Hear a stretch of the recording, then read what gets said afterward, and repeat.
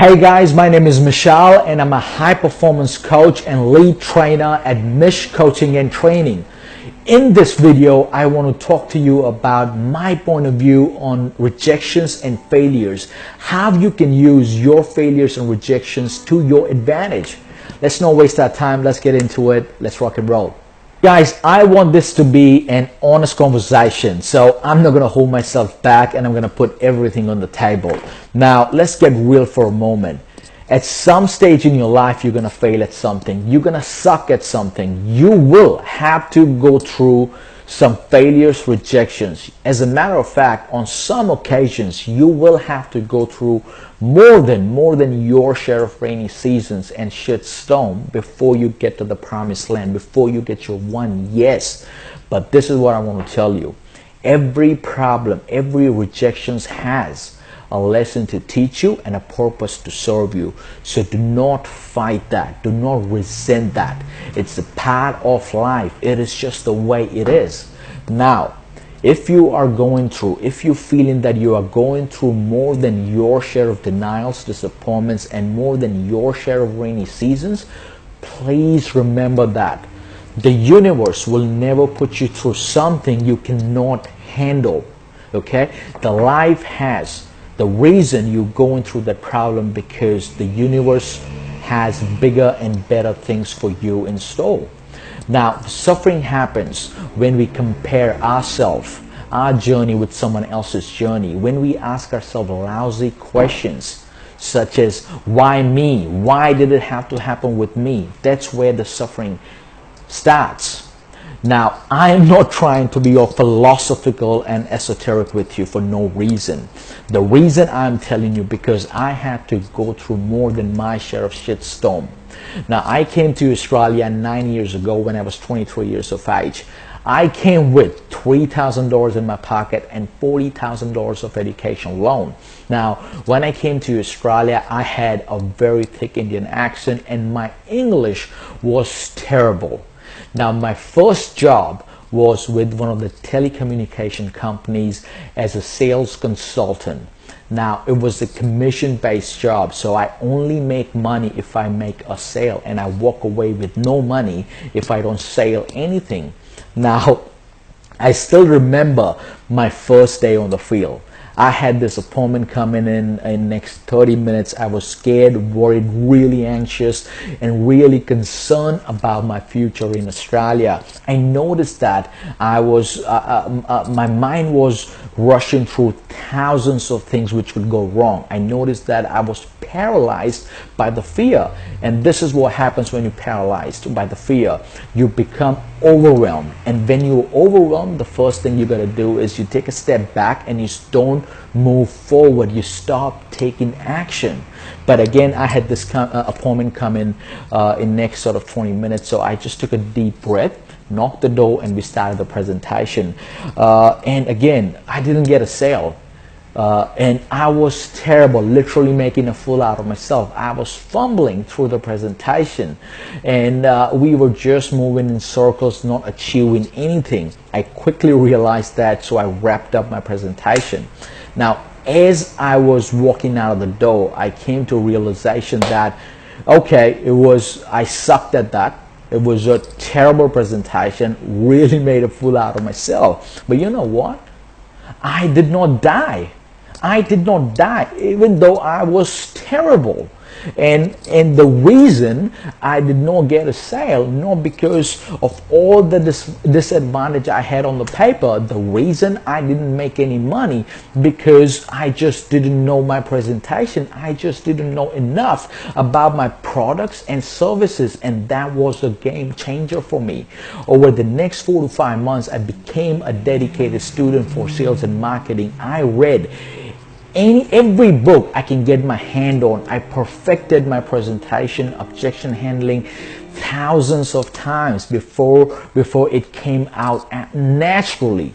In the meantime, I was knocking more doors, taking more rejections than anyone in my team. And in just a matter of 4 to 5 months, I became one of the highest earning sales consultants in my team. And I started to think, okay, I'm feeling a little bit more confident, and I was more positive about my future in Australia. And then one fine day, my first semester results brought me back to earth. I failed in 2 courses out of 4 in my first semester. I was broken.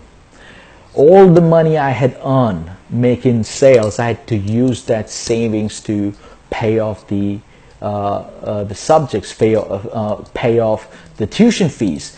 I was so broken that I just wanted to pack my bags and just wanted to go home. But then amazing thing happened. Now always understand that the temptation to quit is the highest when you're about to get a breakthrough. Now I was depressed, down, I had a chip on my shoulder, and I landed on this my second job where I stayed for about 7 years. I started at the bottom working only 20 hours a week, and then over the next sort of 6 to 7 years I became one of the regional marketing managers for Sydney and Melbourne. I had about 20 people in my team. We had a lot of fun. When I was 26 years of age, I paid off my education loan. My parents are still very proud that I kept my word. I also helped my father co-sponsoring my sister's wedding. I am extremely proud about that. I could help my parents financially. Now, the reason I'm not trying to brag about this kind of stuff, I'm not trying to impress you. I'm trying to impress upon you. And the reason I'm telling you, not because I want you to start romanticize about failures and rejections and now you just start running into the wall. The reason I'm telling you, don't bother to try and connect the dots looking into the future, because you can only connect the dots looking into the past, and it's all gonna make sense when everything is done and dusted. When the dust settles, everything's gonna make sense. Okay, now if you are someone who's putting in the work and not seeing the results, this is what I want to tell you. Please keep pushing and shoving. There's definitely a light at the end of the tunnel, but you gotta stay in the game to see that light. If you quit too soon, you got no one to blame but yourself. We got so many successful people in this world. They fail on a regular basis on a massive scales. Entrepreneurs, scientists, business owners, they fail on a massive scales on a regular, consistent basis. Strategies don't always work out. People they hire, they don't always work out. Scientists work on a hypothesis for years and years only to find out that the assumption and the findings they were working that hypothesis on, they were completely false.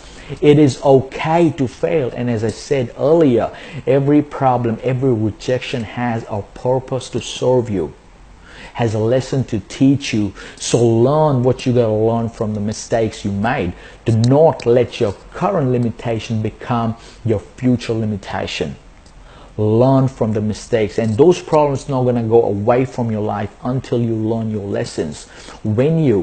If you're gonna take things personally, if you're gonna take those failures personally, you'll be overwhelmed, you'll be paralyzed by the fear. And as I said, when you are paralyzed by the fear, the first thing you do is you stop moving forward, you stop taking any actions, right? But when you objectively analyze your failures, great things come out of it, right? So just don't beat yourself up. Take one day at a time. Breathe. It's all gonna make sense. Okay? Keep pushing and shoving. That's my time. Hope you like the content. Now before I let you go, I need you to do me 3 super quick favors. Number 1, like my page so I can keep you posted every week with the great content and great videos. Number 2, if you like the content, hit that like button. That's just going to give me an extra fuel to keep going every week. Number 3, really important, help me spread my message. I understand that you got it covered and you're already smashing your goals, but we all know that one person who could use an extra dose of motivation. Tag that one person and share the videos. Let's make this optimism thing louder. Let's roll.